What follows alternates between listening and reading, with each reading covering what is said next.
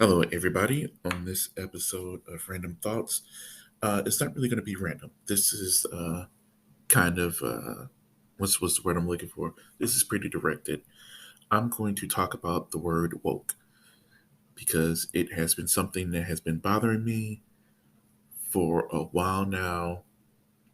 I want to say, recently the Buzz Lightyear movie came out, and I saw an article saying that the that it flopped. Basically, they said it flopped because it didn't beat Jurassic World, and it does have still have money. It still does have a lot to go to before it reaches its goal.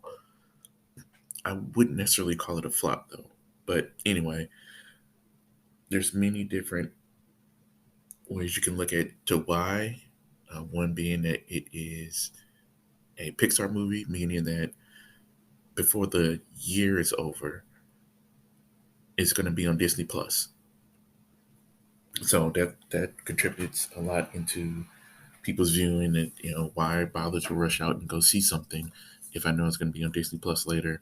I know also some people had a thing about Tim Allen not being on it. So there's all these different things. But the article, the headline was saying that it failed because people are tired of Hollywood's wokeness. Because there is one scene, there's a lesbian couple, and there's one scene to where they kiss. Not a deep, passionate kiss like you would see from straight couples, but just a regular kiss. And that is considered wokeness. And I'm just tired of them taking this word, and first of all, it is the height of appropriation to take something that existed before you and act as if and to strip all the context and all the history that came before you started using it. That is appropriation. You know, I had a back and forth with somebody about how long woke's been used, and I could tell they were either young or just really ignorant. And they were saying that, oh, it's only really gained popularity in the last few years because corporations and libertarians have been using it. And I was like, if it's like that lets you know how played out the word is now, to where you're talking about politicians and companies are using it. They're usually the last to start using certain phrases because they are kind of insulated. Things have already been going before they catch on to something. That's why when they make commercials or different things about certain topics, the culture has already moved. So by the time they do it, we're just like, this is already played out. Um, but anyway, let's talk about the history of the word woke. The phrase originated from the African American Vernacular English, AAVE. Shout out to Angelique because I wasn't aware of that phrase before her. But was once used by Black people as being aware of the truth behind things, quote unquote, the man, does want you to know has been corrupted and co-opted by the right as yet another shorthand for when they can explain what they don't like. Did the same with SJW and so on and so forth. While looking up the word to find its origin, I have found it's used many times, even by Dr. King. It was for a commencement address called "Remaining Awake Through a Great Revolution." It was at Auburn College on June 14th, 1965. There's nothing more tragic than to sleep through a revolution.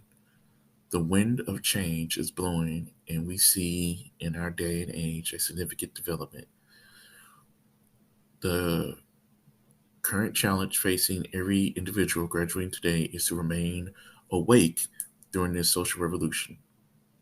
Some of the earliest I've seen being used was in 1942 in the first volume of Negro Digest. Digging even deeper, I saw that it dates back to the 1920s with Jamaican philosopher and social activist Marcus Garvey. Bottom line, it dates back further than hashtags and tweets.